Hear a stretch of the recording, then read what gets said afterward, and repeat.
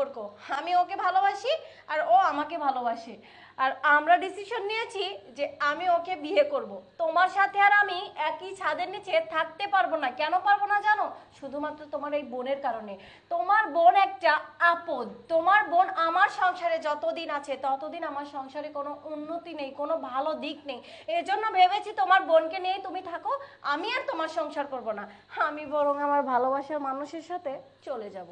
এই, তুই নিচে নামতে নামতে এতটা নিচে নেমে গেছিস যে তুই আমারই সামনে আরেকটা ছেলেকে ডেকে নিয়ে এসে বলছিস তার সাথে সংসার করবি।